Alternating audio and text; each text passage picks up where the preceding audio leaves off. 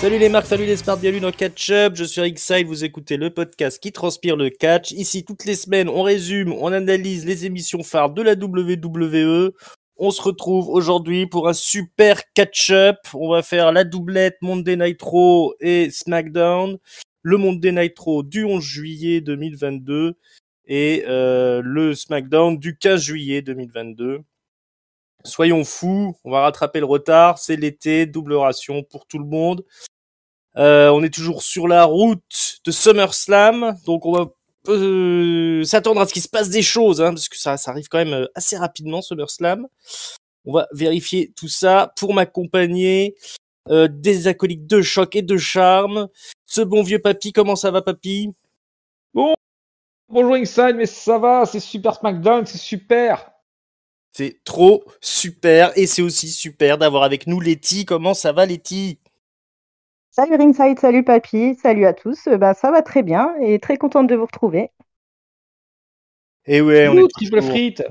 Toujours heureux de partir en triple frite pour raconter un petit peu les belles aventures de la WWE.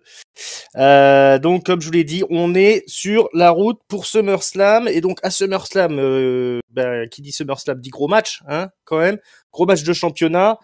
Brock Lesnar affrontera Roman Reigns, le champion, dans un Last Man Standing match. Et c'est de bien ça dont il va être question pour l'opener d'Euro, qui démarre avec une petite vidéo de Roman Reigns quand il était à SmackDown la semaine dernière, qui disait qu'il était bien content, que la vie ça allait bien, que c'était lui, le patron de la WWE en quelque sorte, que le business commençait quand il arrivait dans le ring et que la vie était belle. Voilà, alors on se demande bien pourquoi on nous passe ce message, ça fait un peu bizarre d'ailleurs comme ouverture de show. Mais ensuite, c'est l'arrivée de Brock Lesnar. Il avait été annoncé pour aujourd'hui, il débarque avec sa musique, il arrive au ring. Il a son joli chapeau, mais il dit que avec le bel accueil que lui a offert le Texas, parce qu'on est à San Antonio au Texas pour Monday Night Raw, il peut pas se permettre de garder son chapeau. Faut qu'il sorte les belles manières. Mais bon, pas trop longtemps parce que derrière il va enchaîner et insulter Roman Reigns. Il dit Roman Reigns, il a la belle vie et tout ça. Il s'engraisse comme un cochon. C'est un gros porc ce Roman Reigns. Et moi, je tue des porcs dans ma ferme toutes les semaines, dit-il face caméra. Vous imaginez quand même Brock Lesnar, tous les matins, il se lève, il va tuer un cochon. Ça fait froid dans le dos un peu quand même. Ouais, quand il dit ça. Oui. Dans l'image. Puis bon, c'est du boulot quand même de tuer un cochon tous les matins. Il doit avoir mieux à faire quand même, ce bon vieux. Il a beaucoup de cochons, Brock Lesnar, s'il en tue tous les matins. C'est pire que la ferme des mille vaches. La ferme des 1000 cochons de Brock Lesnar. On parle de cochons. Voilà ce bon vieux Paul Heyman qui débarque.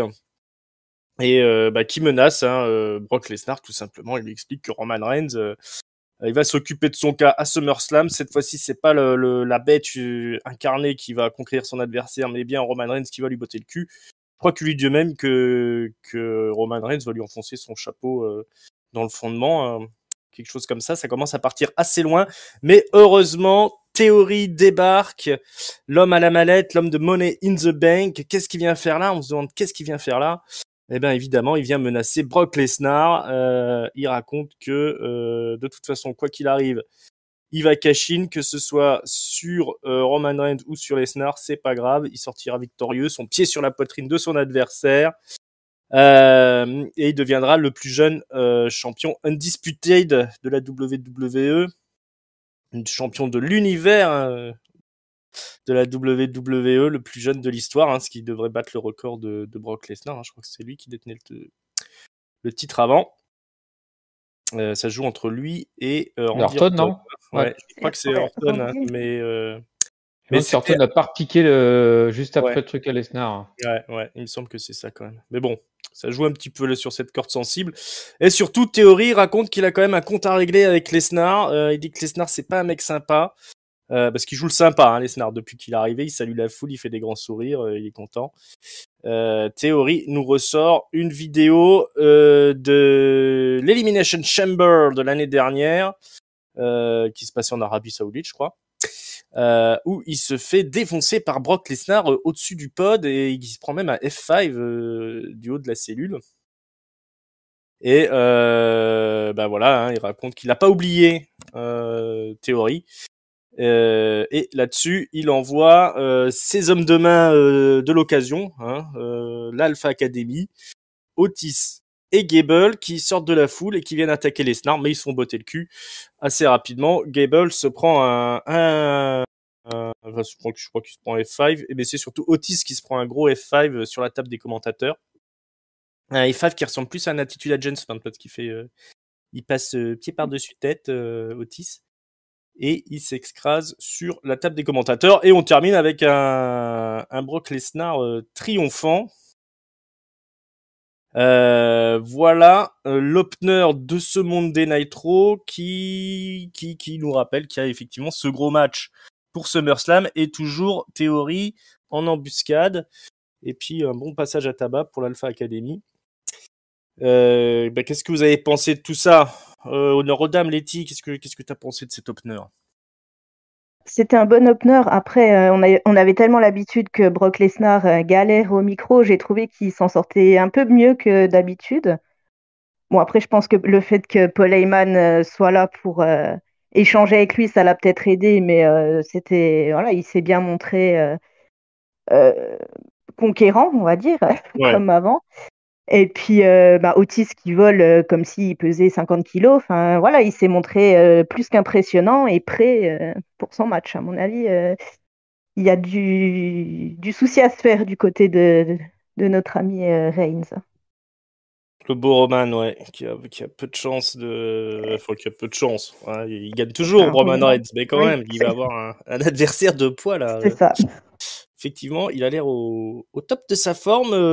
C'est gentil, Brock Lesnar. Il Billy Brock Lesnar, un petit peu, qui est arrivé en ville, là, tout sourire. Ouais, c'était un petit peu au théâtre ce soir, quand même, non? Son enchaînement avec Paul Heyman. Je sais pas comment tu le Ouais, vois aussi, toi, Papy, ou Letty, dis-nous. Mais c'est plutôt, non, ça c'est bon. fonctionne quand même, ce type d'opener. Ouais, c'était assez bordélique en fait finalement parce que au fur et à mesure ça se remplissait de superstars et puis à la fin ça n'a même plus de logique parce que viennent foutre Otis et Gable dans l'affaire là, c'est des hommes de main de théorie depuis quand? Euh, Écoute. bon, ils avaient besoin de remplir un peu la scène et effectivement les Snars étaient quand il parle de trucs de bestioles à égorger, on sent qu'il est tout de suite plus à l'aise que quand il parle de catch. Et puis sinon ouais c'était c'est ce qu'ils vont nous faire heureusement ce SummerSlam c'est en 2 semaines hein, mais vu que de toute façon Lesnar ne catch pas, Reigns ne catch pas, ils sont là une semaine sur 3, bah du coup c'est le genre de segment auquel on commence à être habitué, c'est un gros package vidéo puis après un petit segment de je te taunt en balançant des saloperies à l'autre qui est pas là. Et puis voilà quoi. Et rendez-vous dans X semaines pour avoir la réponse de Reigns quoi. Donc c'est pas super passionnant. Ouais, c'est pas super passionnant. Maintenant, effectivement, c'est quand même plutôt bien exécuté. Comme disait Letty, on a un Lesnar qui s'en sort plutôt bien au micro, même s'il a une voix quand même qui correspond pas toujours à son physique. Mais bon, après, il fait le coup de poing en explosant les deux autres, donc ça fonctionne. Mais c'est vrai qu'on est sur le truc, étant donné que Roman Reigns est pas là et que Brock Lesnar il vient une fois toutes les semaines, comme tu dis. C'est un peu Paul Heyman qui doit faire le boulot de structurer ça et on rajoute théorie par-dessus et puis on essaye que ça colle quoi. Maintenant c'est très bien que théorie il cachera pas SummerSlam si ça se trouve donc peut-être que tout ça c'est pour rien mais bon. C'est voilà, c'est un opener qui tenait la route quand même, c'est pas le pire segment qu'on aura eu de la semaine. Non. Malheureusement. Alors ensuite on a un match entre Finn Balor qui est accompagné de Damian Priest, c'est le Judgment Day, souvenez-vous. Et ils affrontent Rey Mysterio, il affronte Rey Mysterio plutôt. Et il y a un petit échange au micro avant le match où Finn Balor invite tout simplement Dominic Mysterio à rejoindre le Judgment Day, et il dit là tu vas nulle part avec ton père il sert à rien. Il est washed up, comme on dit, il est essoré, il est fini. Si tu restes avec lui, ta carrière, elle est tuée dans l'œuf. Donc voilà, vient du côté du Judgment Day. Hein. On sait ils ont déjà eu un match la semaine dernière que le Judgment Day a perdu, mais ils ont attaqué les Mysterio dans les vestiaires. Donc ça continue aujourd'hui. La tentation, le tentateur Finn Balor, accompagné de Damian Priest sur Dominic. Après, il y a un match entre donc Finn Balor et Rey Mysterio qui est gagné par Finn Balor. Il y a quelques petites interventions, etc., etc. Mais c'est quand même Balor qui gagne le truc. Alors où on en est rendu avec ce Judgment Day, mon bon papy là, on était au sommet de la WWE et maintenant on affronte les Mysterio. Ah bah non, mais c'est le Judgment Day, ça fait quand même un paquet de temps qu'ils sont enfoncés dans le low-card là. Et puis ils y restent avec les Mysterio. Je n'ai aucun intérêt pour cette histoire, tout comme je n'ai aucun intérêt pour le Judgment Day, tout comme je n'ai aucun intérêt pour les Mysterio. C'est de la low-card et c'est même pas forcément spectaculaire à regarder, donc pour moi on s'en fout de ces segments à répétition avec ces tocards. Jugement sans appel. Letty, toi, ça trouve un peu plus grâce à tes yeux? Pas vraiment, non, je suis d'accord avec Papy. C'est voilà, le Judgment Day, j'avais énormément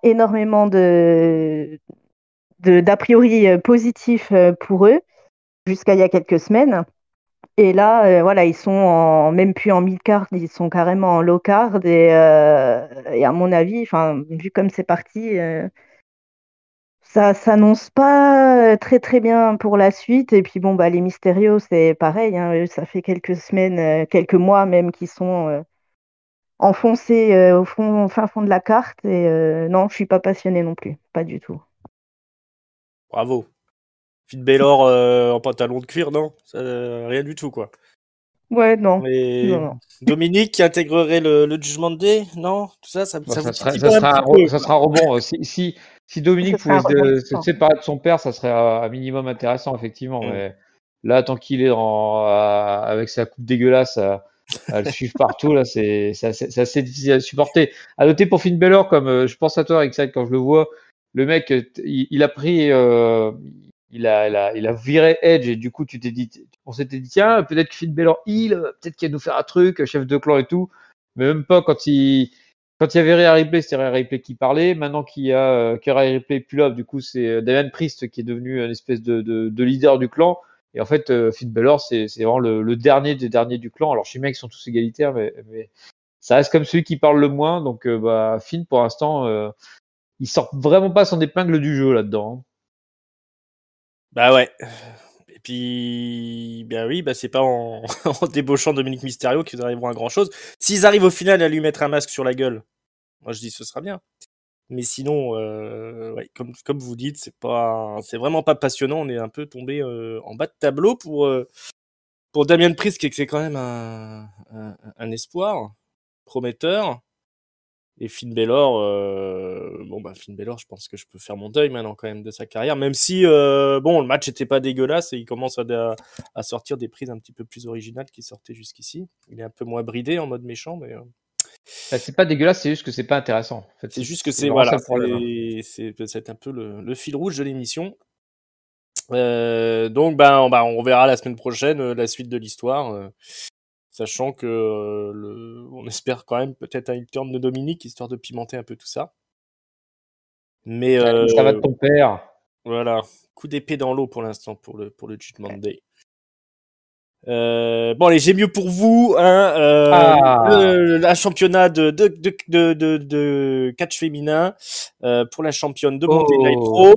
Bianca Belair donne son match revanche à Carmella, mais d'abord il y a Becky Lynch qui débarque au ring, qui monte sur la table, qui nous raconte qu'elle était un peu triste, un peu désemparée d'avoir perdu le Money in the Bank, du moins de ne pas avoir gagné la manette. Mais elle dit c'est pas grave, je suis Becky Lynch, donc qui que ce soit qui gagne ce soir, je veux un match à SummerSlam. Je vais pas me faire mettre des bâtons dans les roues comme j'ai eu toute ma carrière. C'est moi la patronne maintenant. Elle va rester aux abords du ring pour le match qui oppose Bianca Belair à Carmella. Un match évidemment 5 étoiles avec une Carmella en feu qui déroule toute sa technique, tout son savoir-faire, tout son art du timing. Elle donne maille à partir à Bianca Belair, qui est obligée de sortir son A-game. Donc on a des étoiles plein les yeux jusqu'au moment où, à l'extérieur du ring, Becky Lynch vient perturber Bianca Belair, qui oublie que on peut pas rester plus de 10 secondes à l'extérieur du ring, et qui se fait décompter. Et c'est la victoire surprise de Carmella. On est sur le popotin. Retournement de situation, ça a buzzé pas mal sur les réseaux sociaux pour cette victoire de Carmella. Est-ce que vous étiez estomaqué? Letty, je te laisse la parole. Alors, j'étais pas estomaquée, mais c'était un match qui était plutôt bon. Après, Bianca, de toute façon, généralement, elle est plutôt bonne quand elle se bat pour sa ceinture. Donc, j'avais pas trop de soucis de ce côté-là. Après, pour un match de championnat, moi j'ai toujours du mal avec les décomptes à l'extérieur ou les victoires comme ça, que ce soit d'un côté ou de l'autre. J'aime bien quand c'est carré et quand il y a une vraie victoire. Mais voilà, après j'espère que voilà, ça y est, elle a eu son match, elle a eu sa revanche, qu'on passe à autre chose, puisque c'est vrai que Becky Lynch, j'étais plutôt d'accord avec elle quand elle disait qu'après son match contre Asuka, elle aurait dû avoir un match et qu'elle veut un match et que voilà, il faut lui accorder ce match. Maintenant, on laisse Carmella de côté et puis on passe à autre chose. Carmella, la pauvre, qui s'est pris un KOD après le match, quand même, parce que Bianca Belair était pas contente. Ouais, elle aura pas eu trop fêté sa victoire, c'est un petit peu, c'est un petit peu trop titillé. Puis encore plus, elle fêtait la victoire avec la ceinture comme si elle lui avait pris, donc ça l'a un peu chauffé. Alors Letty, je vais te décevoir, mais ce n'est pas fini entre Carmella et Bianca. Vu que Carmella gagne le match, c'est pas fini et le match pour le titre est annoncé la semaine prochaine, donc ça sera fini ce lundi prochain. Donc voilà, donc peut-être une bonne chose de faite. Pour le reste, c'est pas foufou, mais on sent comme qu'il y a comme plus d'envie que le segment précédent avec les gars dont on parlait. Becky fait du bon boulot, je trouve, moi, en termes de présence et en termes de figure heel qui veut avoir sur sa ceinture. Au moins, on en parlait sur Discord, c'est une des rares personnes qui en a encore quelque chose à foutre des titres à la WWE. Et donc, je trouve qu'elle fait du bon taf. Bon, Carmella, elle fait vraiment la personne qui, pour l'instant, justifie le fait que Becky et Bianca se coupent pas sur la gueule. Mais bon, au moins comme ça, c'est justifié. Il y a parfois, ils se font même pas chier. Pour Lesnar et Reigns, on se demande pourquoi ils s'affrontent jamais. C'est jamais justifié. Ils sont juste pas là, ils ont juste pas envie. Eux, ils attendent le pay-per-view qui est dans 3 mois. Par contre, là, Becky versus Bianca, on sait pourquoi c'est pas l'affiche. C'est que pour l'instant, Bianca n'a pas fini avec Carmella et ça sera logiquement la suite, le segment d'après. Donc, les trucs sont plutôt bien racontés. Après les matchs avec Carmella, c'est jamais foufou. Même si toi, Rixac, je sais que tu étais passionné par cette opposition. Ah oui, non. Oui, je sais, non, mais. Carmella, elle est pas là tout le temps, donc quand elle sort un match, je pense qu'il faut en profiter, quoi. C'est ça, ouais. On n'a pas toujours la chance de la voir à l'écran. Mais bon, je trouve que ça reste du travail honnête. Et puis, on a la perspective d'avoir le vrai gros match derrière qui pour le coup fait vraiment envie entre Carmella, pas là, le botch, entre Bianca et Becky. Ouais, on va l'avoir notre revanche à SummerSlam, mais ce sera peut-être le meilleur match de la soirée. J'ai pas trouvé l'exécution moi du finish très bien, très bien tourné, surtout du côté de Bianca Belair, son acting j'ai pas trouvé, mais bon, c'est un peu délicat de faire ce genre de finish si Becky Lynch peut pas frapper Bianca ou faire quoi que ce soit. Mais bon, le match était propre. Becky, elle fait le boulot au micro. Bianca, c'est une bonne championne, donc voilà, là, ça fonctionne. Quand on a les bonnes personnes qui sont placées au bon endroit, on peut faire des trucs assez classiques comme ça, mais du coup, ça fonctionne, quoi.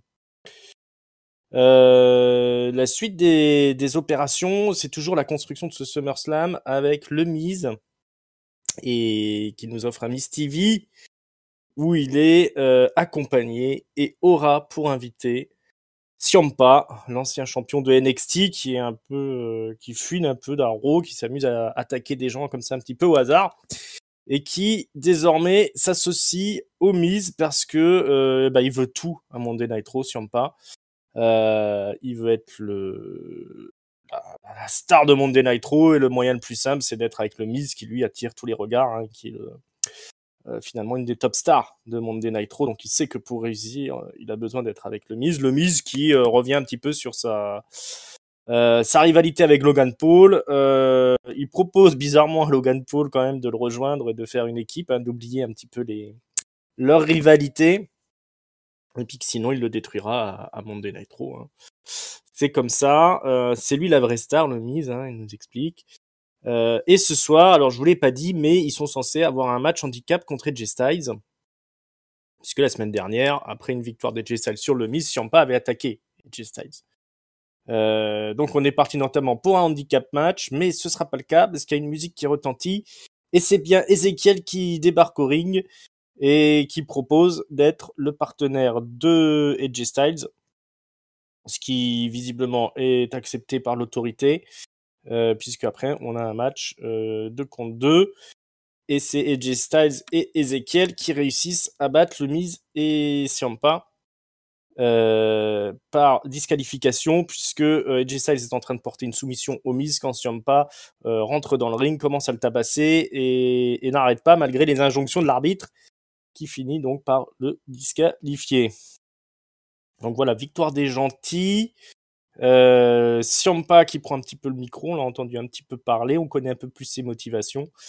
Est-ce que vous êtes convaincu par cette alliance un peu contre nature entre Ciampa et le Miz et cette construction vers un tag team match sûrement avec Logan Paul, Papy peut-être? Ouais, bah, contre nature, je sais pas, parce que Ciampa, de toute façon, il est totalement fantomatique depuis sa montée dans le main roster.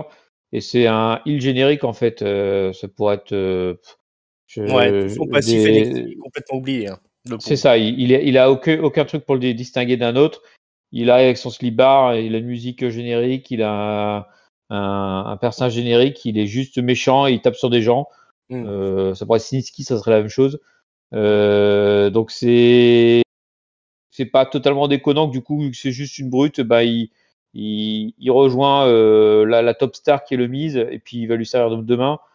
Ça me semble plutôt bien pour lui, parce que de toute façon, il était, comme je disais, inexistant depuis sa montée dans le main roster.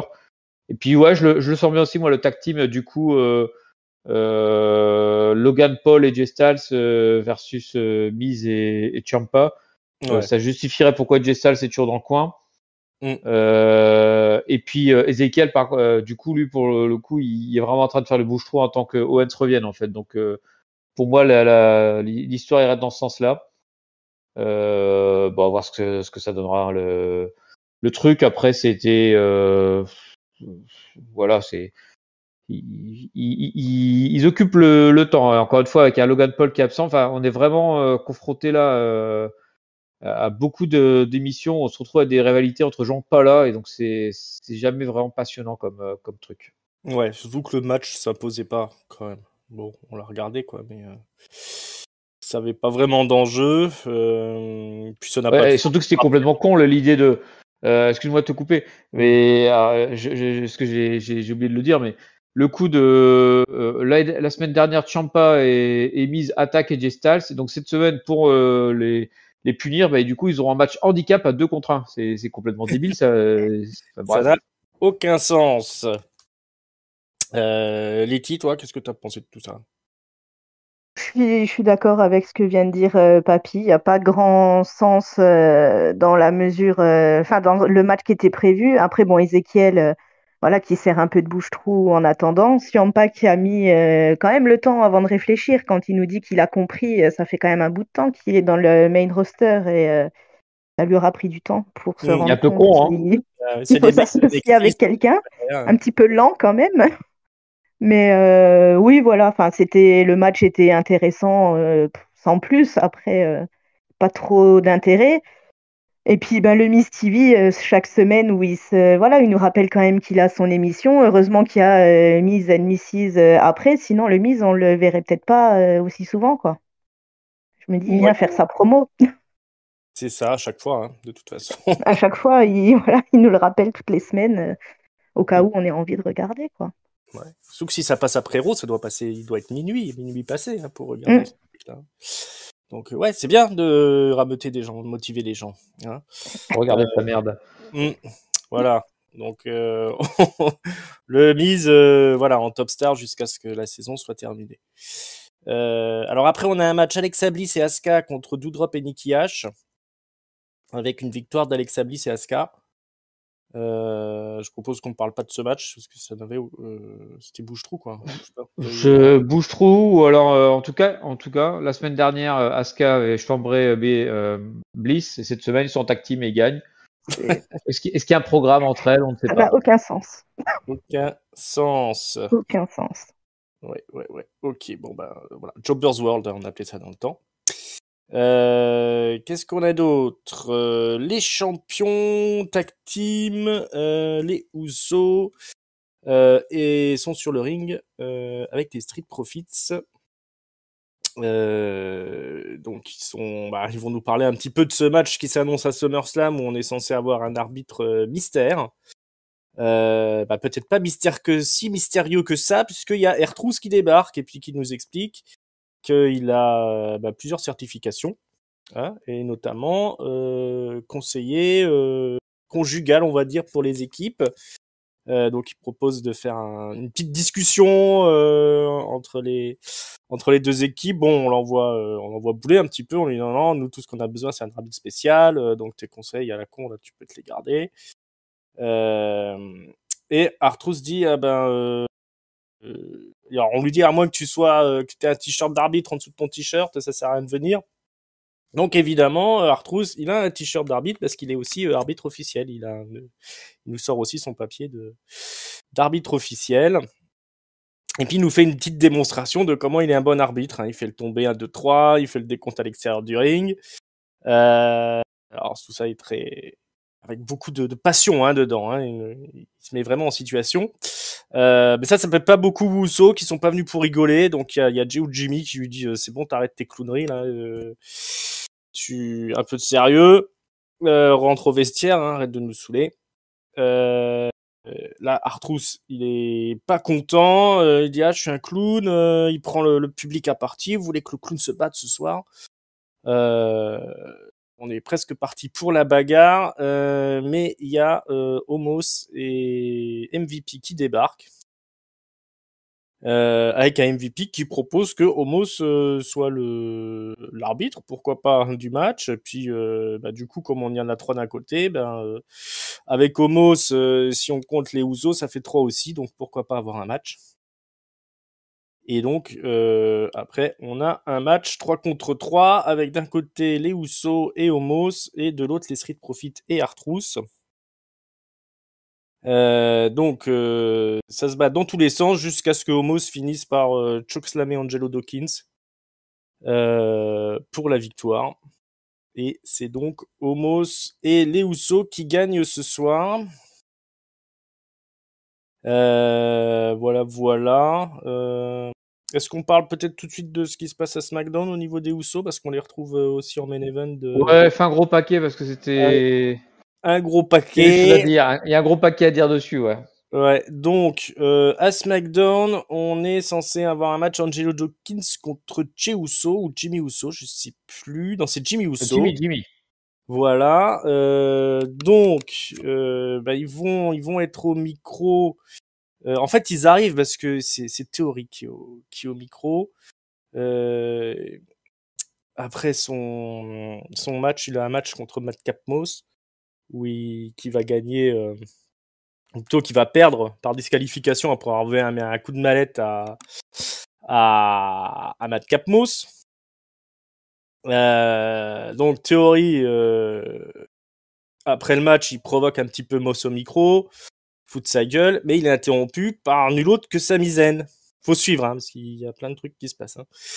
Sami Zayn qui vient avec le bras en écharpe, là, apparemment il est blessé, et qui rappelle qu'il est le représentant de la Bloodline, et que Theory, à force de donner des menaces à Roman Reigns, c'est carrément un manque de respect, donc il réclame des excuses. Theory, il le prend pas au sérieux, il dit mais qu'est-ce que tu veux là, t'as le bras en écharpe, qu'est-ce que tu veux faire là, t'es zéro. Et c'est là que la musique des Usos retentit. Et c'est les Usos qui débarquent au ring. Mais bon, ils sont là en fait pour le match Jimmy Uso contre Angelo Dawkins. Donc on a le match qui suit. On a à un moment donné Jimmy qui va percuter l'arbitre, Charles Robinson. Et après, à moitié sonné, Dawkins va faire le tomber sur Jimmy Uso. Mais après un spinebuster, mais comme Charles Robinson il est un peu sonné, il voit pas qu'en fait l'épaule de Jimmy est levée.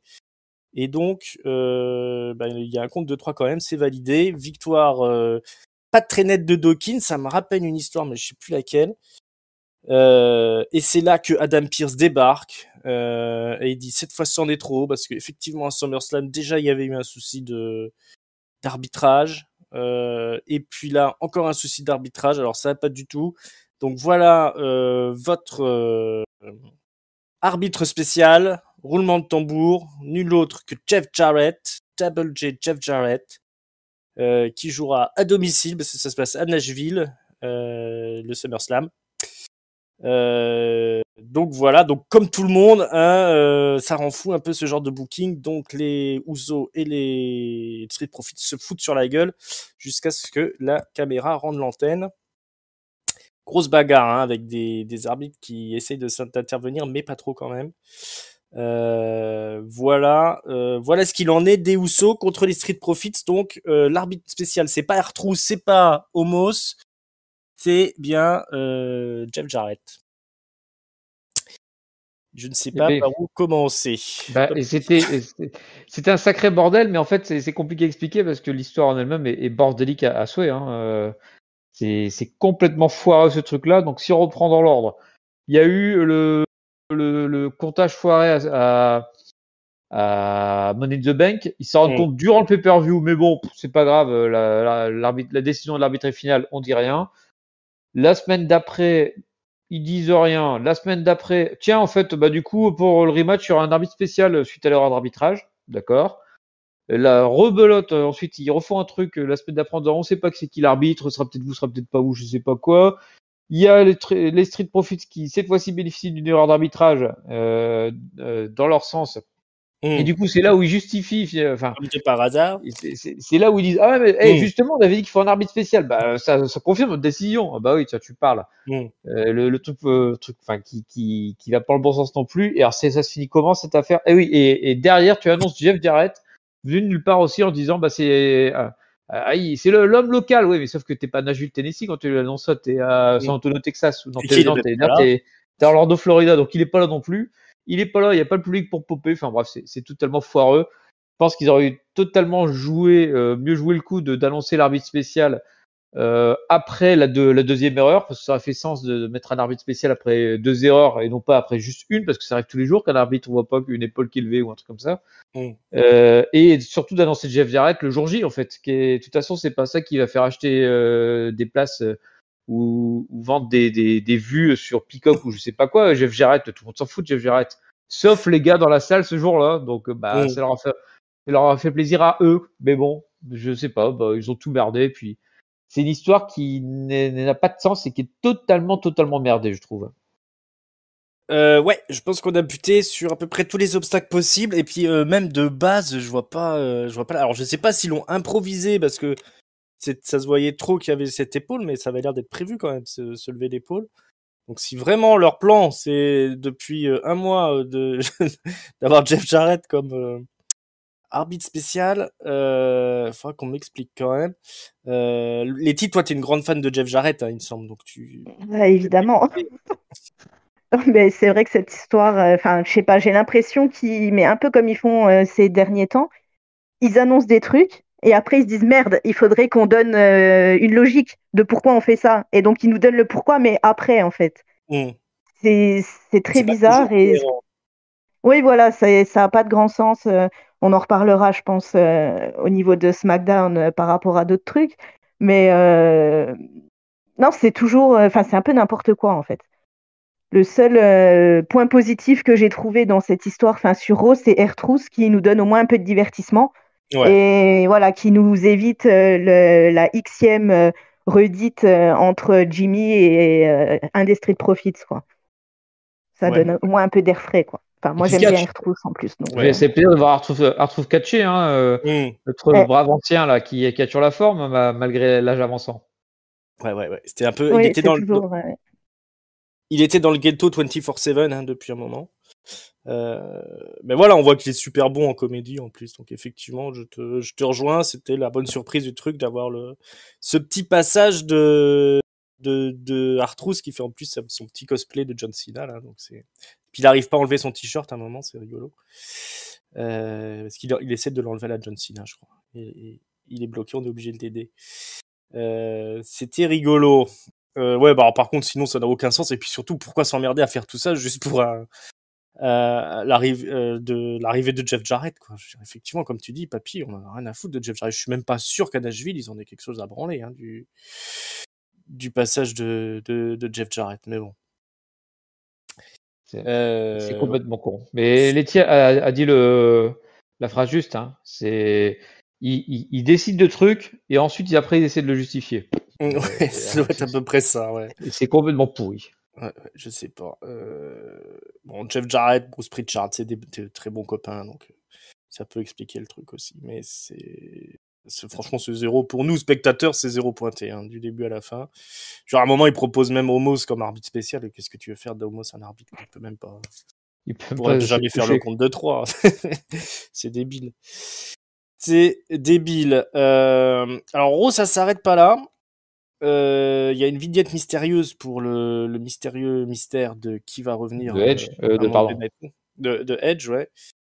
Ça ressemble beaucoup à Edge. Alors je sais pas où on en est rendu avec ça, mais je crois qu'on a visé juste. Ouais, on a déjà regardé la première vidéo. C'est vrai que j'avais vu les détails comme les lunettes des Dudley, les gants de Jeff Hardy, tout ça. Donc ça ressemblait fortement à Edge. Et puis alors là, tu nous sors Cena, Orton et Mick Foley en flamme. Ça peut être que Edge. Voilà. Bon, ils visent, je sais pas, qui c'est qui peut pas se douter de ça.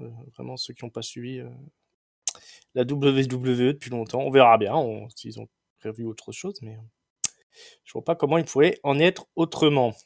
Peut-être Lita. Peut-être Lita au final, ouais. C'est ça. Je me suis dit aussi, peut-être c'est une gonzesse.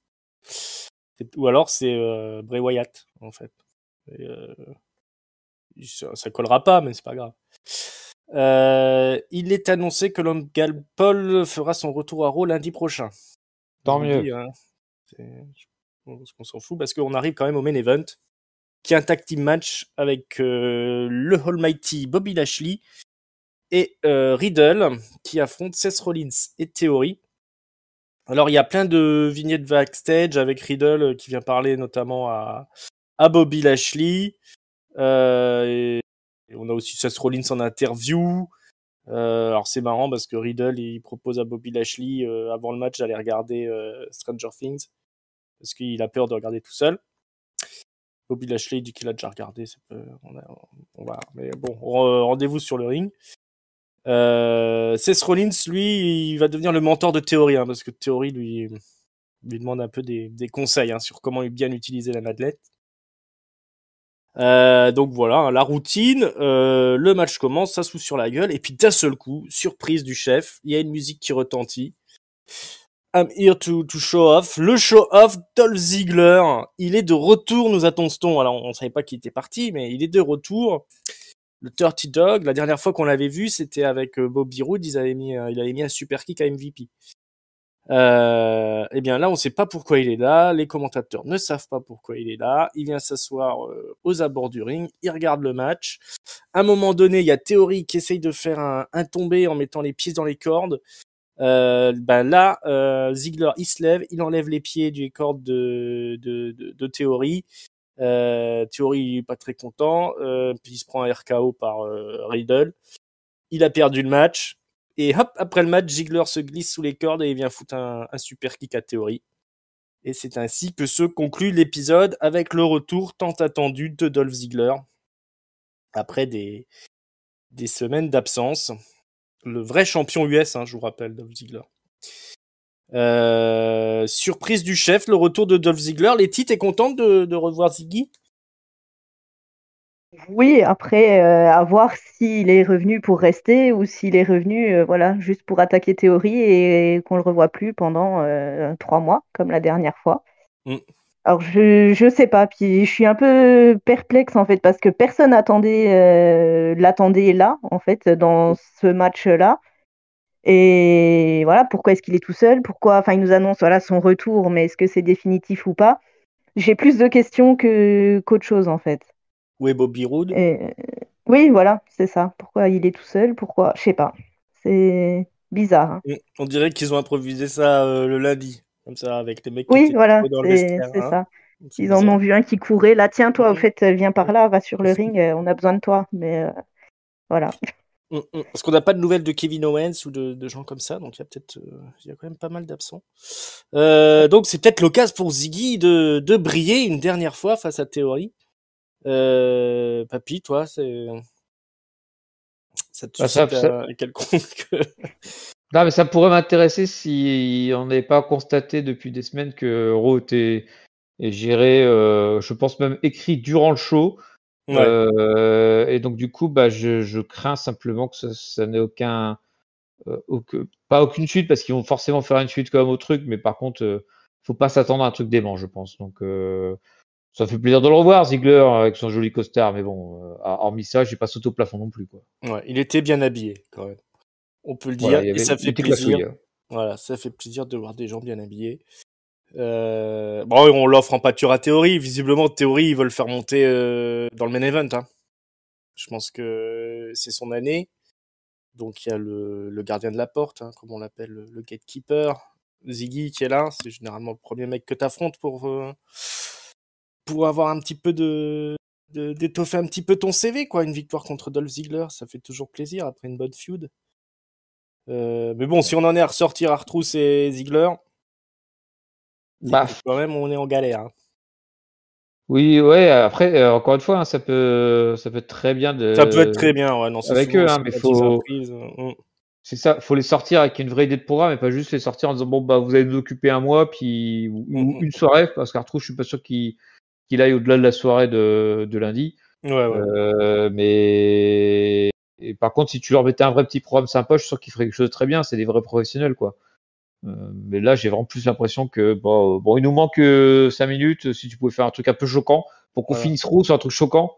Ouais, Mais parce que bon, là, c'est sinon, il choqué y pour avait choquer, rien. quoi. Hein. On avait un match qui est sans saveur entre Bobby Lashley et Riddle contre Rollins et Theory. Bon, Riddle et Rollins sont en feud hein, maintenant désormais, puisque la semaine dernière, Riddle avait claqué un petit RKO en traite à Seth Rollins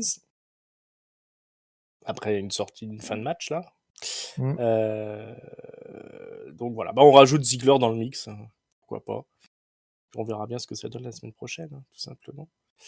Bon, qui dit super chaud dit deux notes, deux mots de la fin, donc on a le mot de la fin au milieu. On va donner un top, un note et une flop à un top, un flop, une note plutôt quand Bah, on dis les parle choses dans l'ordre, correctement. allez. Je tiens à préciser qu'il fait 50 degrés où je suis, hein, donc c'est pour ça que bon.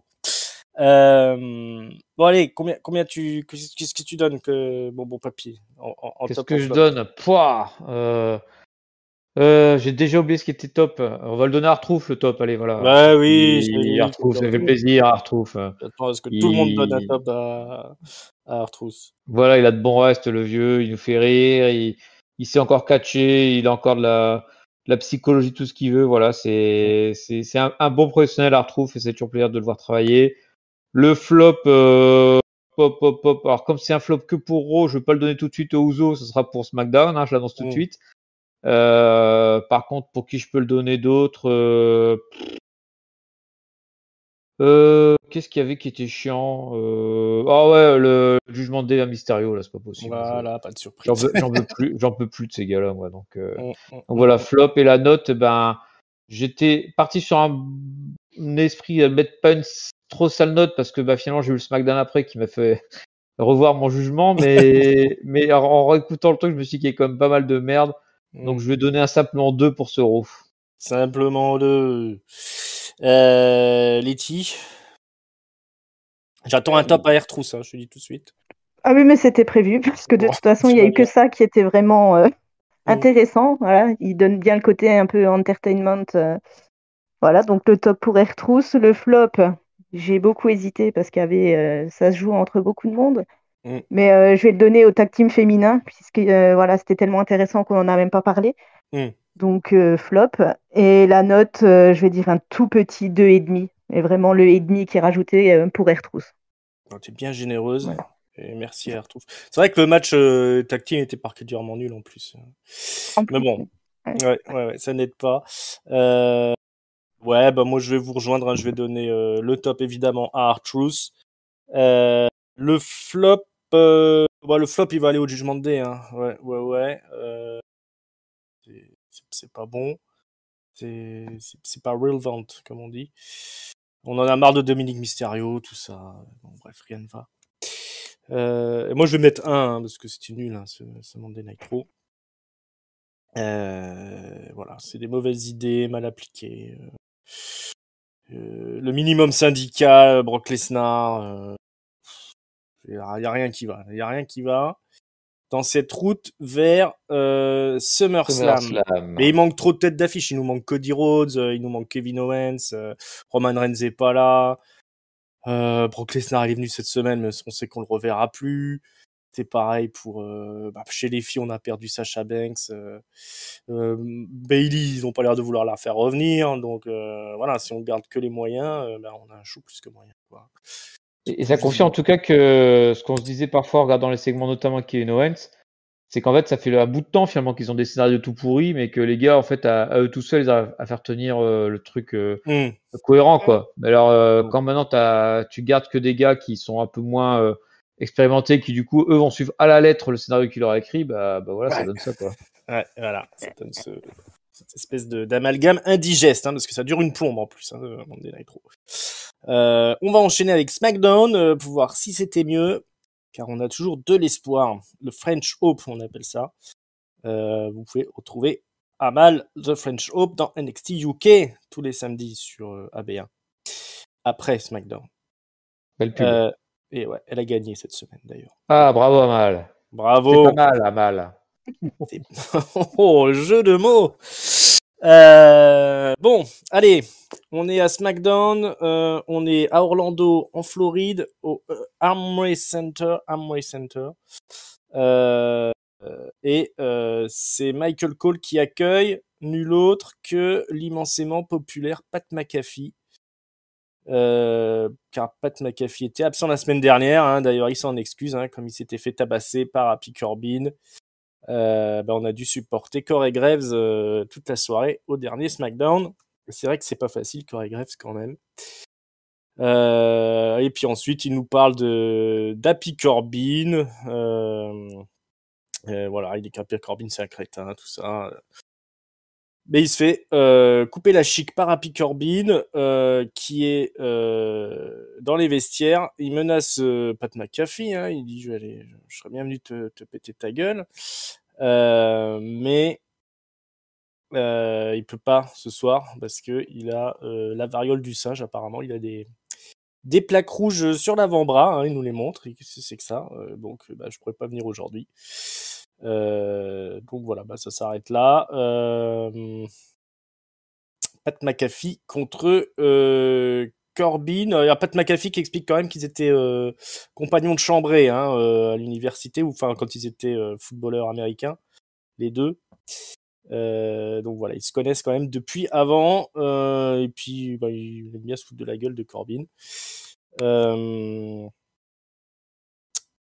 Voilà, c'est une des grosses rivalités de SummerSlam, Pat McAfee contre Happy Corbin. Letty, est-ce que, comme moi, tu es dans l'incompréhension face à la popularité de Pat McAfee, ou est-ce que tu fais partie du fan club de Pat McAfee? Plutôt du côté fan club. Enfin, moi, j'aime bien Pat McAfee. Je trouve qu'il est... Bon, après, il sait bien parler. Hein, voilà, il arrive, il est motivé, il met de l'ambiance, il arrive à démarrer le show d'une manière un peu énergique par rapport à ce qu'on avait eu la semaine dernière avec une entrée qui avait duré 3 plombes de Roman Reigns. Là, au moins, on démarre sur quelque chose d'un peu plus un peu plus dynamique. Après, bon, bah, on en revient toujours. Bon, là, il était là, Corbin, mais il n'est pas venu. Bah oui. On reste sur le Même lui, même il truc vient où on plus. a, voilà, on n'a que des rivalités qui sont voilà, par écran interposé. À aucun Mm, moment, on arrive à les avoir les deux en face à face et qu'il se passe un truc. Donc mm. après, on verra bien. Mais Ah, c'était intéressant comme entrée, je trouve. ouais, c'est con. Ouais, le seul truc de violence qu'on a eu finalement, c'était à Money in the Bank, mais après Money in the Bank. Oui, voilà, c'était même pas télévisé en fait. On l'a pas vu, enfin, à part sur le site, mais on l'a pas vu en direct en plus. Ouais. Mais un Pat Donc, McAfee qui tient bien le micro et puis qui a la foule derrière lui, hein, quand même. C'est sûrement un des mecs mm. les plus over du roster. Papy, toi, convaincu par le commentateur Bon, star? plutôt dans le sens où c'était assez court en fait finalement comme segment. Mm, En plus, Pat McAfee, moi je suis plutôt ceux qui l'aiment bien. Alors, je pense pas non plus que c'est un génie non plus, mais je trouve qu'il est comme plutôt bien son boulot. Il arrive à bien tenir la rivalité. Et Corbin qui est en face est aussi un bon pro malgré tout. On se rend mm, compte là actuellement au moment où on traverse ces périodes difficiles dans les deux shows, Corbin mine de rien il continue à faire le taf. Donc du coup leur petite opposition était plutôt sympa. Puis j'ai trouvé surtout bien comment dire bien fluide par rapport à au démarrage du show et la suite directe parce que du coup ils enchaînent directement avec un autre segment dans la foulée. Et donc j'ai trouvé que ça se passait plutôt bien et que là pour le coup on a la rivalité. Finalement ils ont beau ça doit être une rivalité avec un guest qui est Pat McAfee. Il y a comme plus de contact qu'entre Brock Lesnar et Reigns, hein, mine de rien. Donc ça reste sympa et puis ça prend moins de temps, donc c'est plus sympa à suivre. ouais. Il y a pas beaucoup plus de contacts que ça, mais bon, voilà, au moins il y a la foule qui est derrière. Il est vraiment très populaire, ce Pat McAfee. Moi, je suis désolé, je trouve pas plus de talent que ça, Pat McAfee, hein, mais voilà, on peut pas dire que ça marche pas. En tout cas, il a réussi son rôle. Il était à WrestleMania, c'était quand même un sacré moment son match. C'est contre Theory, hein, je crois, à l'époque. Donc, ben voilà, hein, on est obligé de lui laisser la place et le temps d'antenne. Et il annonce donc l'arrivée de Liv Morgan, hein, la nouvelle championne, qui arrive au ring pour affronter évidemment Natalia. Donc il y a un match et c'est Liv Morgan qui gagne en assénant son finish, le Oblivion. Je crois qu'il n'y a rien de plus que ça. Voilà. Qu'est-ce que vous avez pensé de ce match? Bah, qu'est-ce qu'on a pensé de ce J'essaie de match? me souvenir s'il y avait quelque chose de spécial, mais rien, hein. Non, c'est le match dont on a vu beaucoup d'images sur internet traîner ces temps-ci en house show où Natalia gueule sur Liv Morgan parce qu'elle foire son finish. Et cette fois-ci, a priori, ça s'est bien passé elle a pas gueulé ou alors parce qu'elle savait que c'était à la télé, donc du coup, elle l'a pas fait. Ouais. C'est la victoire d'Olive.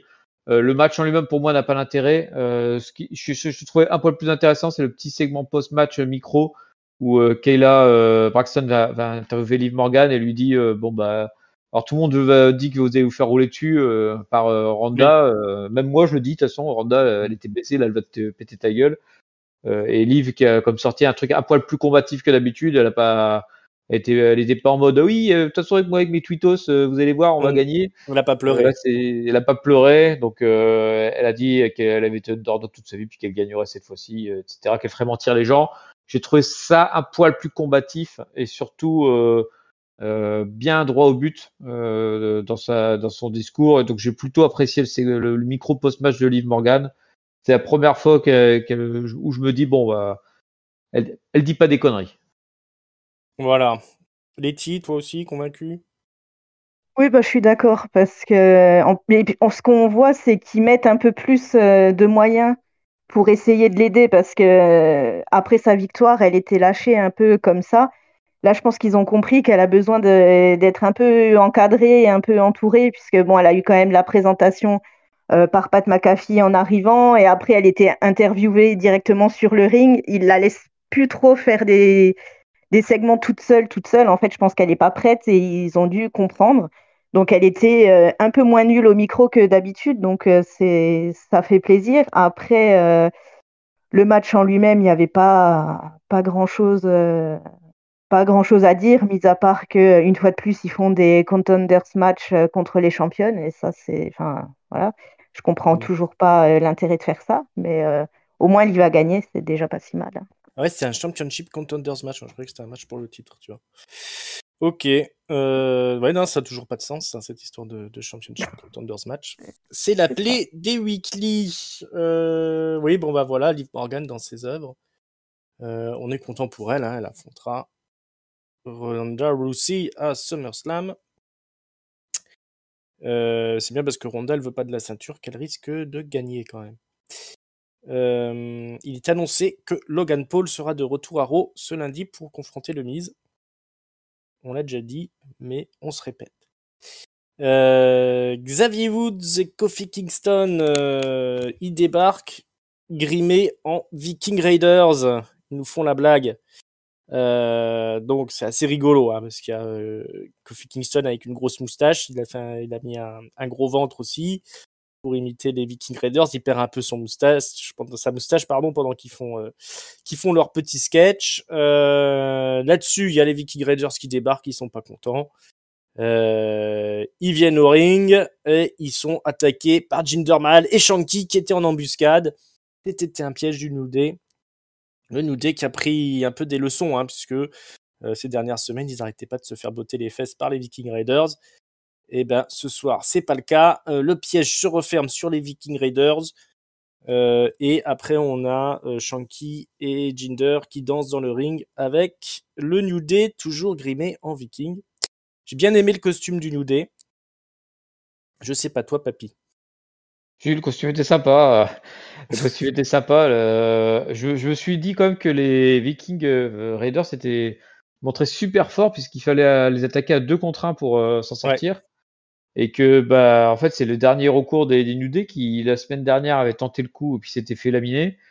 Là ils sont obligés d'appeler Jinder et Shanky pour les aider. Alors, tu dis que Jinder et Shanky ont dansé. Jinder Mahal pour l'instant se retient de danser. Hein. Il y avait le petit sourire en coin mais il s'est pas lancé. C'est tout le suspense de cette rivalité. Est-ce que Jinder va danser ou pas? Quand est-ce qu'il va craquer son slip et qu'il va se mettre à danser? On ne sait pas, mais ça devrait arriver parce que Jinder, on sent qu'il aime la déconnade quand même, ce Jinder. Ouais.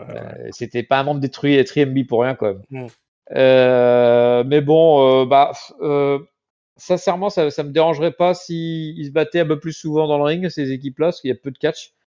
Et s'il y avait, je sais pas moi, la volonté d'aller chercher un titre un jour, hein, on en parlait tout à l'heure, la capacité des catcheurs à viser des ceintures, bah, c'est le cas aussi en tag team. Tout le monde s'en fout finalement du titre que les Usos ont.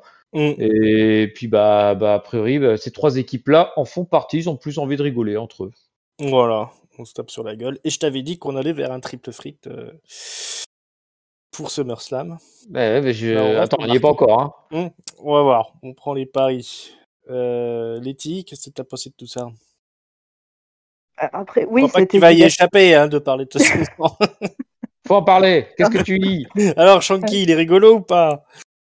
Pas vrai, ça. Écoute, c'était divertissant, mais après, voilà, c'est vrai qu'un peu plus de matchs, ce serait bien aussi. Et puis, je suis d'accord avec Papy sur le fait qu'il pourrait mettre au moins un contenders match ou quelque chose. Enfin, voilà, essayer de se dire il y a autre chose et pas juste on est là, on rigole, on se grime comme les autres et voilà, on essaye de les attaquer.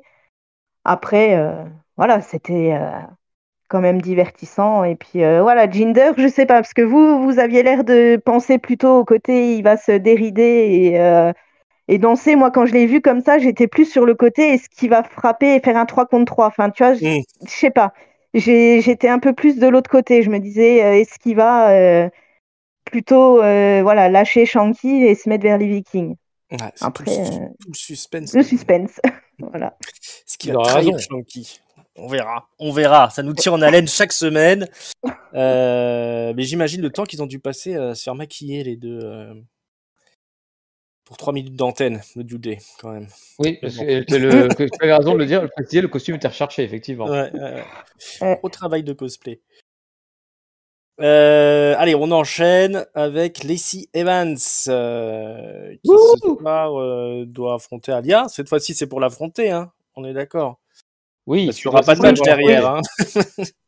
Puisque Lacey Evans trouve que la foule n'est pas assez réceptive à sa venue, hein. Il n'y a pas assez de hurrah. Elle insulte les fans et puis finalement, elle veut pas se battre. Elle rentre à la maison. Ce qui nous arrange, hein, parce qu'on n'avait pas envie de voir le match de toute façon. Non, mais ça viendra. Hein. Hein, tôt ou tard. On y viendra, mais vous avez quelque chose à dire là-dessus ou... alors, pour le coup, je n'en veux pas ce segment-là. C'est le processus classique de passage du heel turn. Et donc, du coup, Lacey Evans va y aller petit à petit.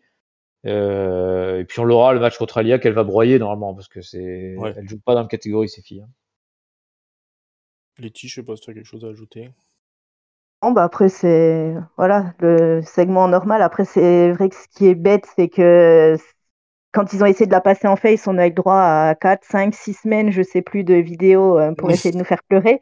Maintenant, on va avoir 4, 5, 6 semaines où elle va venir pour rien. Donc, c'est juste ça, en fait. Je me dis, ils auraient dû la ramener heel tout de suite, ça aurait été plus simple. Ouais. Mais non, je pense qu'Alia, il faut juste qu'elle se prépare à se faire écrabouiller bientôt. C'est ça. Psychologiquement, il faut qu'elle se prépare. Et on s'est quand même retapé les vidéos de Lacey Evans quand elle racontait sa vie. Hein. Aussi, oui. C'était pas si court que ça, quand même. Ensuite, on a un match pour avoir un challenger numéro 1 au championnat Undisputed de champion de l'univers de la WWE qui se déroulera à Cardiff, Clash at the Castle. Si Drew McIntyre bat Sheamus, il sera le contender et inversement. Si Sheamus bat Drew McIntyre, ce sera lui le contender, l'aspirant numéro 1. Hein. Mais c'est pas ce qui se passe parce que donc il y a Drew McIntyre qui vient au ring tranquillou. Il y a Sheamus qui débarque avec Butch et Ridge Holland, c'est comparse. Mais c'est Ridge Holland qui a annoncé au ring, en fait. Donc là, les commentateurs comprennent pas. C'est quoi? C'est Ridge Holland qui fera affronter Sheamus? Est-ce qu'il est encore malade? Parce qu'on sait que la semaine dernière, il avait un petit peu le Covid. Alors c'est Butch qui avait dû se battre à la place. Là, on sait pas pourquoi. Il y a Butch qui va chercher la cloche. Il fait sonner la cloche. Sheamus, il dit, mais pourquoi tu fais sonner la cloche? Et puis il y a le match qui démarre. Ridge Holland est pas prêt. Il se fait taper dessus par Drew McIntyre. Puis Drew McIntyre qui finit par gagner le match avec le Claymore Kick. Donc on n'en sait toujours pas plus. Hein. Est-ce que Drew McIntyre a gagné son droit à un match à Clash of the Castle contre le champion?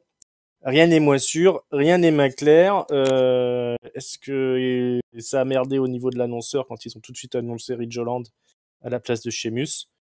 Je pense. C'est mystérieux. C'est ta théorie, Papy? Ouais, moi, ma théorie, c'est gros foirage. Parce que sinon, ça n'avait aucun sens le sketch qu'ils ont fait. Hein. C'est Sheamus qui descend pour empêcher Butch de taper sur la cloche. Et donc, du coup, le match démarrait avec Ridge Holland à la place de Sheamus. Voilà, je pense que c'était ça l'idée. C'était qu'en fait, ils annonçaient Sheamus et qu'au final, Ridge Holland était dans le ring avec Sheamus. Sheamus sortait, puis il y avait le gong sonné par Butch. Et du coup, c'était un match Drew Ridge Holland qui démarrait alors que c'était pas celui qui était prévu. Je pense que c'était ça l'idée. Même ça n'a pas trop de sens quand même. Hein. C'est déjà un peu pourri comme idée, mais alors en plus quand tu rajoutes l'annonceuse qui annonce Ridge Holland dès l'entrée, alors là c'est cul quoi. Tu comprends rien parce que du coup ils ont quand même joué la comédie derrière, mais ça n'avait plus de sens puisque pourquoi Sheamus en fait est dégoûté que le match démarre vu que c'est le match qui est prévu. Enfin ça n'a pas de sens, mais bon c'est couillon, ça fait partie des choses, je pense que c'est ce que vous voulez évoquer Letty tout à l'heure en disant qu'il y a des trucs prévus à l'avance et puis qu'ils essaient de justifier ensuite mais qui galèrent. Voilà, le Drew McIntyre est annoncé en tant que challenger numéro 1 depuis perpète pour la ceinture universelle à Clash of the Castle. Tu lui rajoutes Sheamus en disant ouais mais non, il va y avoir un match entre les deux qui n'a jamais lieu, on sait pas pourquoi c'est les deux, c'est comme ça mais bref, c'est totalement con, voilà, j'ai cherché le terme mais con c'est très bien. Ils ont eu du bol d'Armo Flop la semaine dernière, sinon il aurait chopé cette semaine encore, ces couillons. Ils ont le totem. Letty? Je suis tout à fait d'accord. Et c'est effectivement de ça que dont je voulais parler tout à l'heure, puisque voilà, ça fait 3, 4 mois, enfin, quand ils ont mis en vente les tickets pour Clash at the Castle, Drew nous a annoncé sur le ring, ce sera moi contre Roman Reigns. Donc bon, voilà, on a tous compris. Et finalement, ils se disent, ah oui, mais là, on a quand même encore tout un été, il faut qu'on comble, on ne sait pas trop quoi faire, alors on va essayer de... Voilà, peut-être que depuis 3 mois, les gens, ils ont oublié, je sais pas, ils pensent peut-être qu'on n'a pas de mémoire. Et oui, enfin, ça n'a aucun sens. Et puis là, en plus, voilà, le fait que leur petite mise en scène soit complètement loupée par l'annonceuse, à mon avis. Mm. Mais oui, enfin, ça n'a aucun sens. Bon, c'est toujours plaisant de voir Drew sur le ring, mais voilà, ça n'a aucun sens. Ouais, ouais. Et en plus, alors c'est déjà ce qu'ils nous avaient fait à Paris dans le house show, hein. C'est-à-dire qu'on devait avoir Drew McIntyre. Non, c'était Bobby Lashley contre Sheamus, et au final, c'est Ridge Holland qui a catché à la place de Sheamus. Je sais pas si Sheamus, il a peut-être pas un petit problème de santé. Il est peut-être pas apte à catcher en fait. Donc du coup, Bah, il était comme à Money in the Bank, hein, donc mine de bah rien, oui, c'est ça qui est quand il d'autant faut, il plus catch, hein. étrange. Peut-être qu'il économise, effectivement. Et puis, Ouais, peut-être je qu'il pense aussi que c'est économise. important de faire catcher les jeunes, en fait. Ouais, il y a ça Et aussi. Tu peux pas les faire venir sans rien leur faire faire pendant 2 mois, hein, ça c'est sûr. voilà, donc pour moi, c'est eux qui apprennent en catchant, mais Mm. c'est mal raconté, quoi. C'est mal raconté. Ouais, c'est vraiment très très mal raconté. Encore une fois, hein, je le disais, mais ça ressemble au booking d'Impact à l'époque, quoi. Du grand n'importe quoi, bâclé. Du moment que ça passe, du moment que les gens à la télé ils voient des gens se taper dessus, c'est pas grave. Mais voilà, là on est en zéro pointé sur cette rivalité. Alors peut-être que je réfléchis comme ça, mais est-ce qu'on terminerait pas sur une triple frite, Roman Reigns ou McIntyre, Sheamus? Finalement, Sheamus il catchera à domicile aussi. Bah ouais, ça serait bien, hein, mais bon. Ce serait une Ah, belle pourquoi récompense pas. pour lui. Hein. Finalement, avec toutes ces manigances, d'arriver à se caler dans le. Au moins, on n'aurait pas souffert pour rien, quoi. On aurait une belle triple frite à Cardiff. Ça serait bien. Ça serait pas Ça serait mal. bien. Ce Ce serait sera pas pas ça, mais mal, ça serait ouais. bien. Ce sera pas ça, mais effectivement, de Ouais. toute façon, il y en a bien un qui va se blesser dans le tas, puis ils pourront pas le faire leur match. Bon, et ben 0 pointé hein, sur cette rivalité entre McIntyre et Sheamus. Et ensuite, on a le match, donc Matt Capmos contre Theory. C'est-à-dire que la semaine dernière, Matt Capmos, il avait louché un petit peu sur la manette de Theory, en mentionnant notamment que Theory avait une grande gueule et puis qu'il devrait pouvoir lui foutre sa manette assez facilement au travers de la gorge. Il se fait débaucher un petit peu par ce bon Paul vieux Heyman. Paul Heyman, hein, qui était venu avant parler avec Theory en lui disant écoute, ce serait bien que tu sois de notre côté, etc. etc. Theory l'avait envoyé bouler. Matt Capmos fera de même. Hein. Oui.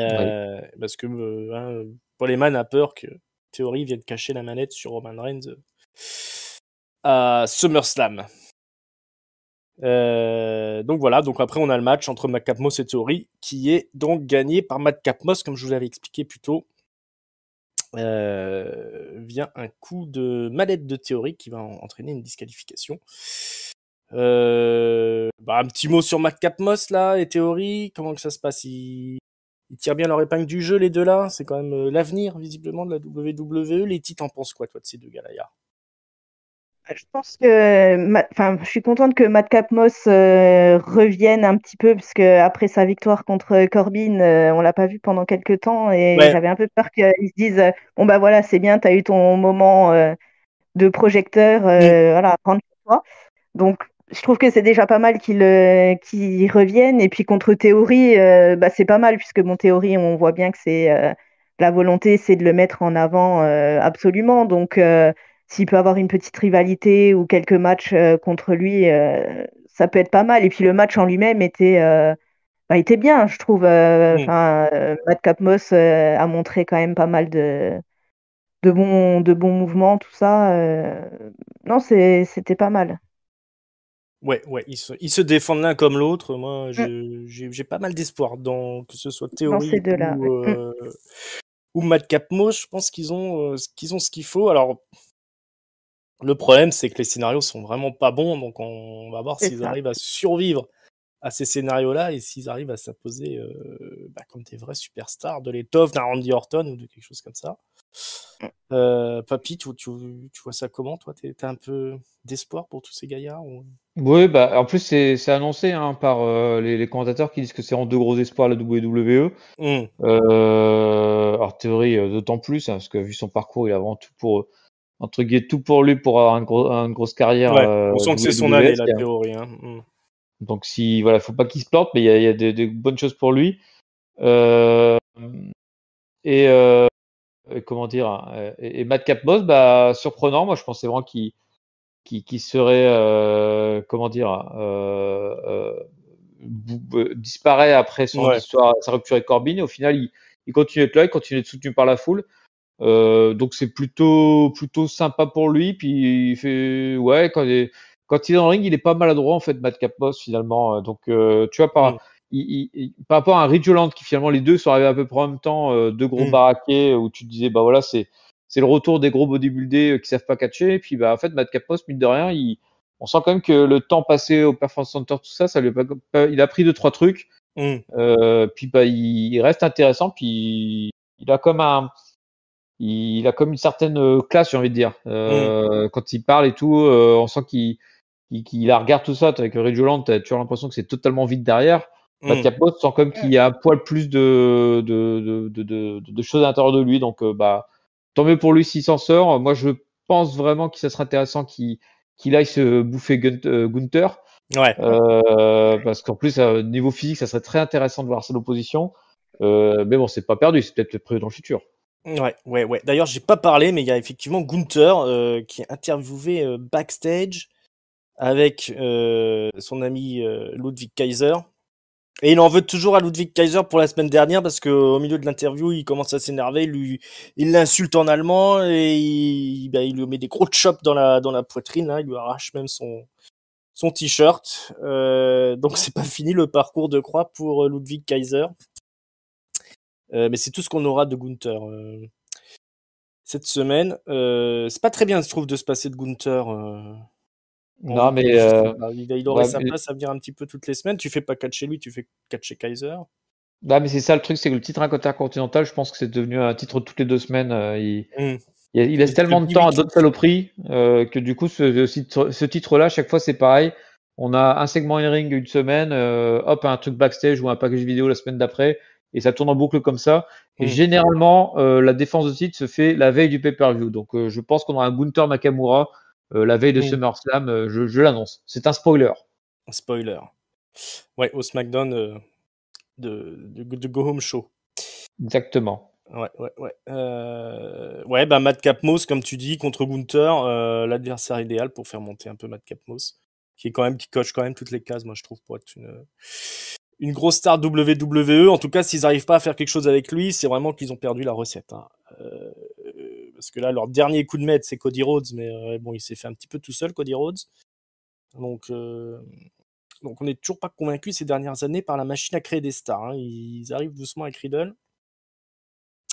Mais c'est pas encore totalement fait. L'autre espoir que j'ai, moi, c'est Fontes Ford quand même. Hein.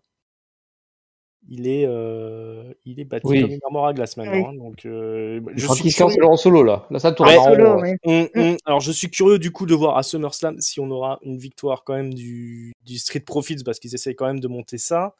Ou est-ce qu'on aura l'ultime défaite des Street Profits avec le split et le départ en solo de Montez Ford. Et je m'inquiète pas pour Dawkins qui peut être repackagé assez facilement, hein, autre part. Hein. Oui. Donc ce sera la et les Jimmy, les frères Ouzo qui tiennent la baraque hein, toute la semaine. Hein. Ils sont là tous les jours, ils font des heures sup. Hein. Main event d'un côté, semi-main event de l'autre. S'ils étaient pas là, il y aurait pas beaucoup de temps d'antenne. Hein. Mais bon, je crois qu'on a fait le tour de l'émission. On n'a pas eu de choses. Ah si, on a eu quand même l'annonce la semaine prochaine par le Maximum Male Model de Max Dupree. Ah oui, quand même. De la présentation la semaine prochaine de Maxine Dupree, la sœur de Max Dupree. Donc ça, on attend ça avec impatience quand même. Qui c'est? Vous avez une idée de qui ça peut être? Moi, je pense que ça sera pas quelqu'un qu'on a déjà vu. puisque le nom est annoncé que c'est Maxime Dupri, c'est-à-dire que c'est un repackaging complet d'une superstar. Ouais. Et je vois mal, par exemple, une Tamina arriver en Maxime Dupri, tu vois, ça a du mal à la dissocier un peu. Donc j'imagine que ce sera quelqu'un qu'on n'a jamais vu dans le main roster, ou alors vraiment une fois dans un Royal Rumble à 40, un truc comme ça, quoi. Mais voilà. Moi, j'imagine quelqu'un d'NXT, du coup. Ouais. Letty, pareil. Oui, pareil, j'ai pas d'idée, mais après, voilà, étant donné que c'est un nouveau nom, je pense que ce sera quelqu'un qu'on n'a jamais vu. J'espère que ce sera quelqu'un qui pourra, voilà, faire le job. Après, je me dis, en ce moment, mais des fois, je me fais des scénarios bizarres dans ma tête, mais je me dis, ils sont tellement bizarres, les bookers, en ce moment, j'espère qu'ils vont pas nous sortir un truc à la Santina, quoi. C'est tout de suite ce que j'ai pensé. En fait, je me suis dit, pitié, pas ça. On verra. En fait, c'est un travelot, Max Dupri.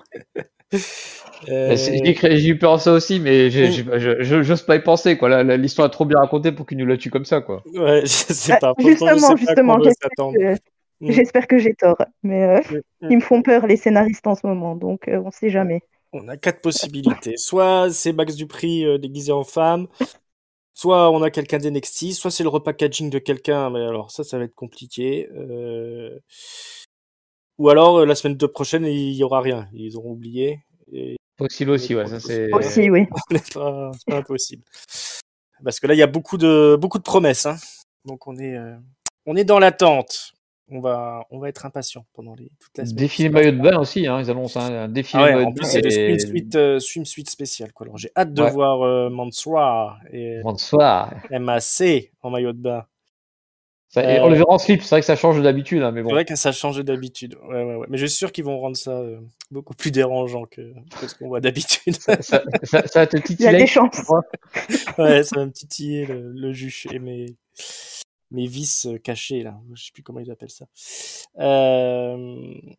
Voilà, oui, c'est ce qui nous aura manqué ce soir, hein, le male model, maximum male model.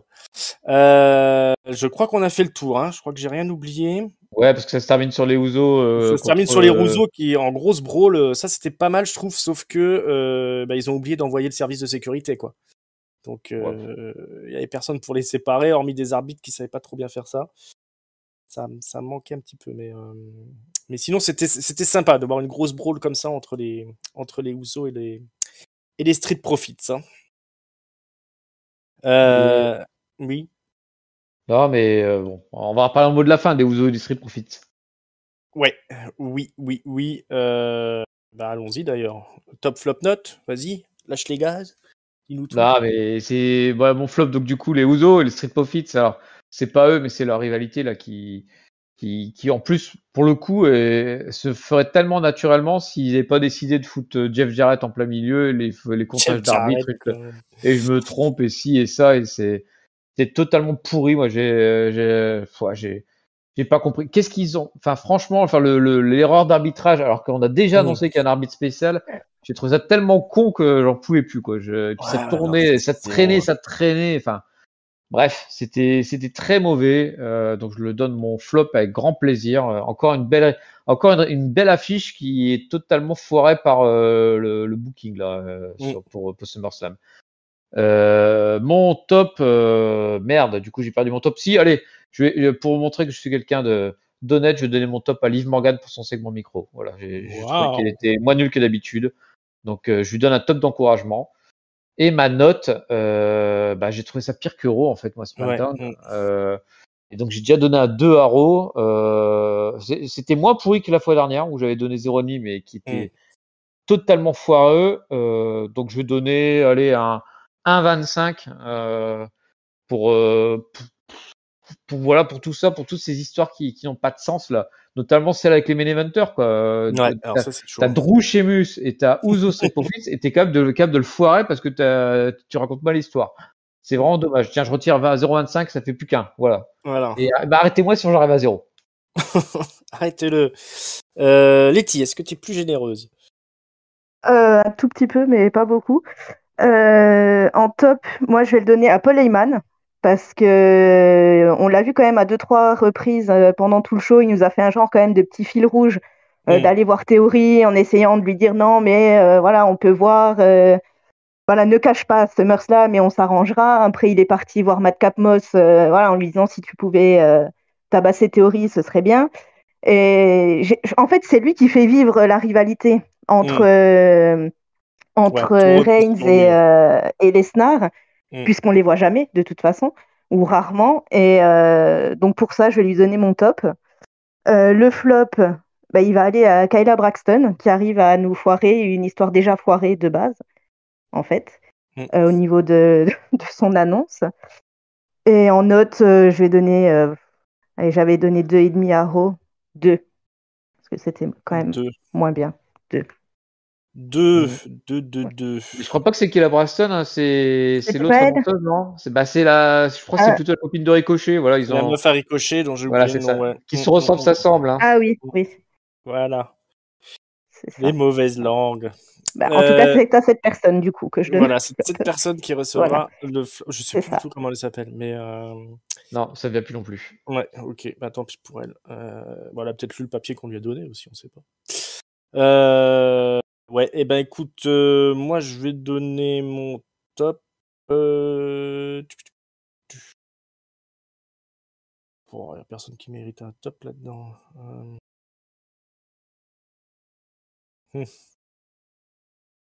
Ahmad Capmos, tiens, allez. Ah, je le sentais Il était venir. bien, cette semaine. J'aime bien, moi, Matt Capmos. Voilà, théorie, Matt Capmos, ils ont fait le boulot cette semaine. Ils ont fait ce qu'on leur a dit de faire. Bravo les jeunes. Bravo. Ouais, je te rejoins, Leslie aussi, Paul Heyman, c'est lui qui tient les deux shows un petit peu, hein, depuis un moment. Mais bon, ça va pas empêcher que le flop va aller... Bon, le flop, il va aller à la bande des Irlandais, là. Hein, ils ont fait n'importe quoi. C'est 0. Donc voilà, 0 la tête à Toto. Il n'y en a pas un sur les 4 ou 5 ou 6 ou 10 personnes qui sont impliquées dans l'histoire pour se dire que ça n'a aucun sens ce qu'ils font.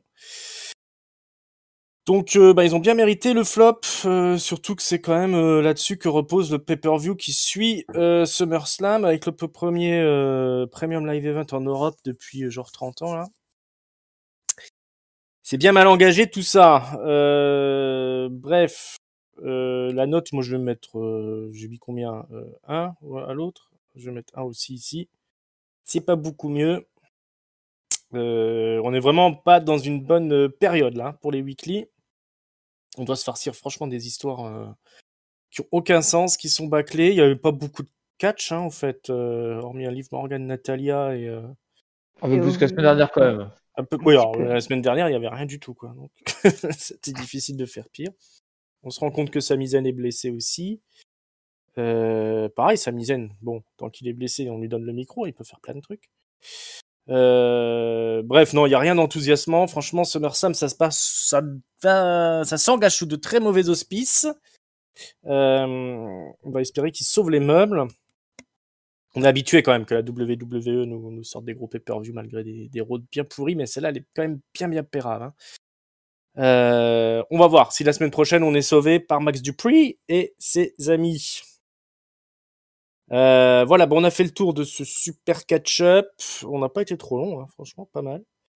On vous rappelle qu'on est dispo sur toutes les bonnes plateformes de podcast. On est aussi sur YouTube, on est sur les réseaux sociaux @catchupcdc sur Twitter.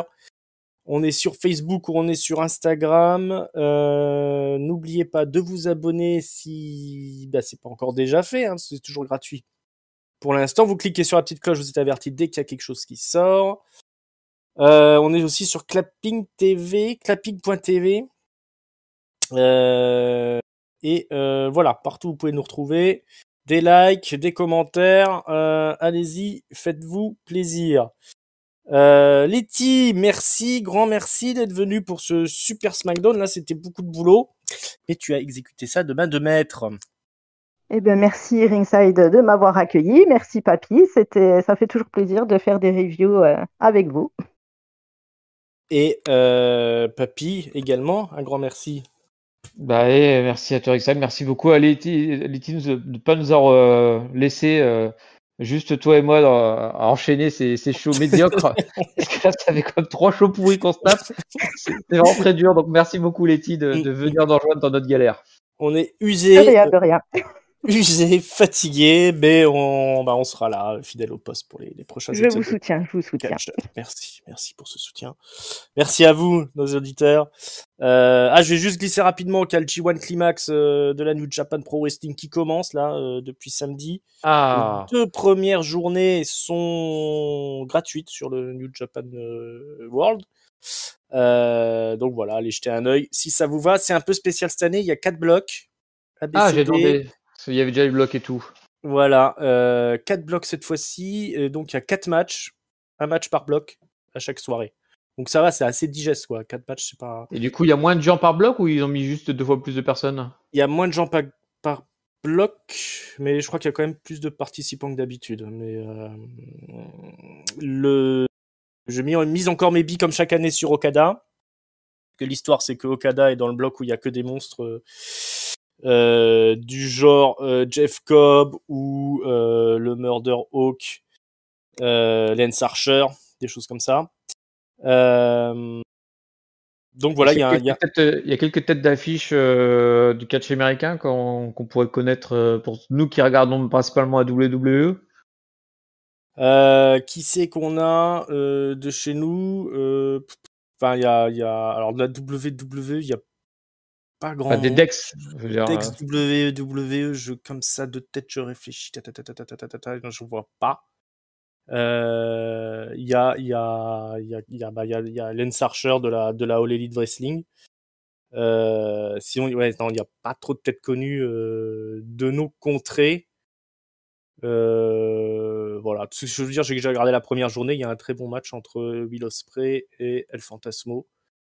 Voilà, elle vaut le coup d'œil la première journée. Voilà, n'hésitez pas. En ce moment, la WWE c'est un peu moyen, donc si vous avez le temps, n'hésitez pas à tester le G1 Climax. C'est toujours sympa. Et il y a aussi disponible sur le WWE Network le match, l'Ironman match entre Tristan Archer et l'ancien Alexander Wolf. Axel Tischer. Wolfman. Axel Tischer, je crois maintenant, qui faisait partie de Sanity, hein, souvenez-vous, et aussi d'Imperium. Voilà, Ironman match d'1 heure entre le français Tristan Archer, notre champion de la VXV, la fédération allemande, hein, la première fédération d'Europe. Hein. Donc voilà, joli match d'1 heure entre les deux, je vous conseille. C'est dispo donc sur le WWE Network. Pour le reste, voilà, on espère que ça vous a plu de nous écouter autant que nous d'enregistrer. Et puis, on se retrouve dès bientôt pour débriefer un peu plus d'émissions de la WWE. Ciao les amis, à bientôt, bye bye. Salut à tous. Salut tout le monde.